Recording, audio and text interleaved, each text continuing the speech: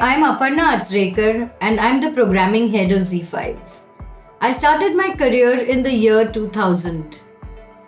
I'm a Mumbai girl, spent my entire childhood in Mumbai in a joint family, living with grandparents, parents, uncles, aunt, and cousins. I graduated in microbiology and biotechnology, and for my PG, went on to do communication and media.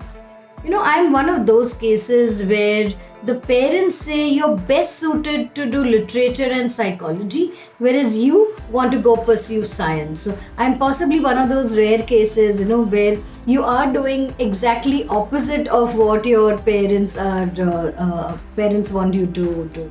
My first job was with the Indian Express, in one of the Indian Express magazines, followed by the Times of India as a journalist.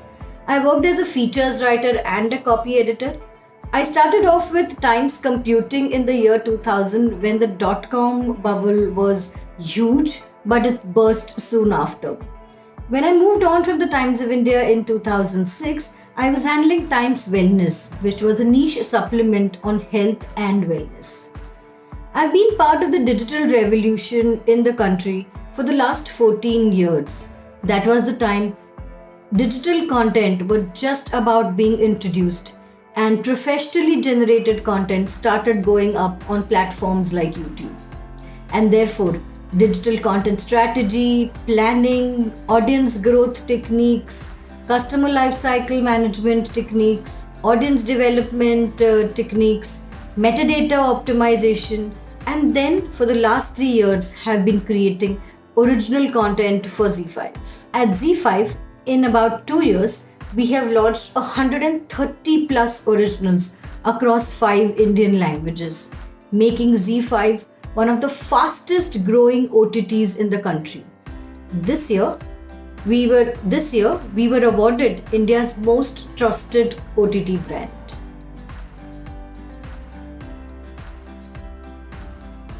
What kept me going as an individual in the last 2 decades has been a lot of positivity. I have always looked at the brighter side of life. My mind naturally manages to put aside all negative memories, all negative thoughts, and only look at the brighter side in people, in situations. Another thing that has always kept me going is a good sense of humor. Finding light moments in every situation lightens your mind and your soul. One thing that has always driven me is my quest to learn. I've never stopped learning or knowing more things in this entire journey. And believe me, the last 20 years have been fruitful and to a great extent successful because there has always been a continuous learning cycle. I've never feared the unknown, and while it does make you jittery sometimes, it's always great to walk into newer challenges, learn from there. Another mantra that I've always lived by in my professional life is to trust teams and colleagues. When we all go into a project or into a new unknown together, trusting each other, we can all do a lot better. And yes, that's really how one is able to build successful teams and is able to build successful projects for the company. Some experiences as a leader, when you're part of a team and when you grow on to become a leader, life kind of changes for you overnight. You are responsible for a set of individuals who are looking up to you for guidance for their work, who are looking up to you to correct anything that may be going wrong, and who are looking up to you for their own growth within the organization. So the moment you become a leader, you have multiple responsibilities on you, not just limited to the work or the projects that you're here to deliver. In my current profile, I have a team of 88 that reports to me. A team at the end of the day is made up of individuals, right? Individuals who have the quest to grow, who have the quest to do well, who have the quest to excel in their work so that they can achieve greater heights. And as a leader, it is your job to not only facilitate their growth, but give them a path to victory. As a leader, you have to always push your team to do the best. Lead by example, because there's no other way to show the team the right way to do things. Even if you are make at least one difference in their life, a difference that they will remember for the rest of their life, and will not remember you as a boss they worked with, but as a mentor they had.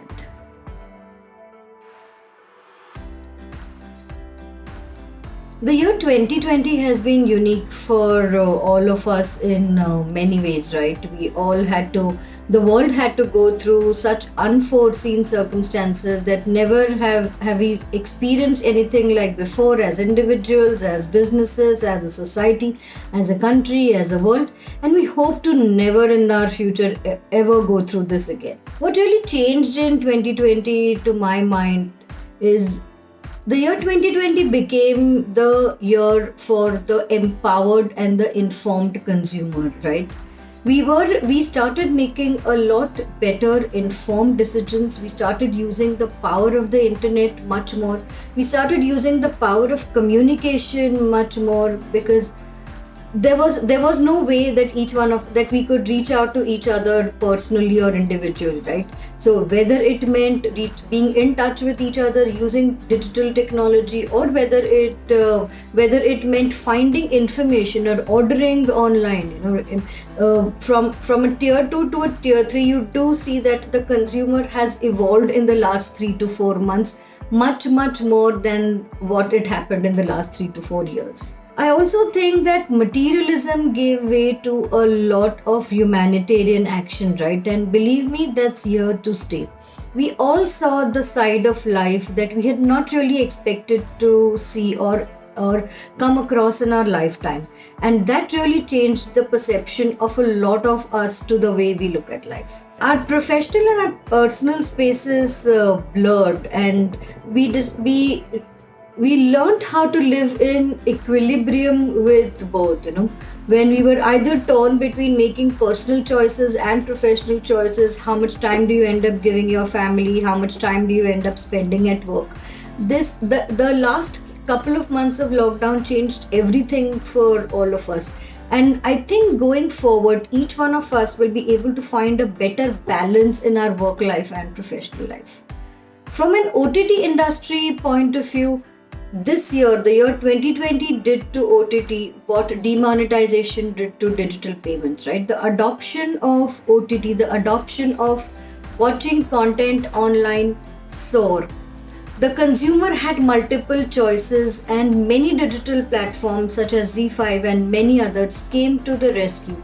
There was a lot of content that was made available to consumers. One consumer trend that we saw during this phase was people wanting to watch a lot of joyful, hopeful, and inspirational content. So a lot of thriller, crime really gave way to soul-stirring, heart-wrenching movies, content that could really touch your heart, and characters, protagonists who would actually make a difference in other people's lives. So from a very materialistic kind of thought process to a very heart-oriented thought process, the consumer really came a long way. From an OTT consumption point of view, this was the year when Indians bonded and took up family viewing on OTT. And if you therefore see a lot of movies and a lot of content where families could watch together was highly viewed on most OTT platforms. And of course, because we were all home, our parents are around, our children were around, than singular viewing, than individual viewing, which is very typical of digital content consumption. That kind of took a slight backseat, and family viewing became the new big phenomenon. There was a lot of adoption from tier 2 markets also, because having no television, new content on television at home was a problem that urban and rural India faced almost together. And given the fact that whichever part of the country you came from, you were in a lockdown sort of a situation, tier 2 adoption of a lot of viewing started happening from not just metros and non-metros, but from also a lot of tier 2 towns in the country. From a mobile phone centered viewing to watching on connected devices, to watching on smart TVs, to using the Amazon Fire Stick, or just simply, plugging into the internet and watching on television became a huge trend in India. And that again is because a lot of family viewing was happening, right? So connected devices became at for many months the single most device on which most content was consumed. So whether it's family viewing, whether it's tier 2, whether it's connected devices, these were some of the marked changes that happened in 2020, and those that will continue to stay.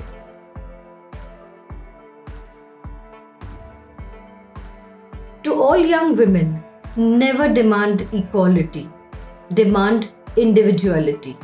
The moment you start demanding equality, you want to be equal to someone else, and you don't know if that's good enough. Be an individual and scale your own heights.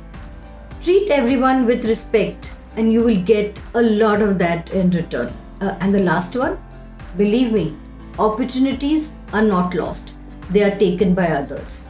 So excel in what you do every day and beat your own records every day.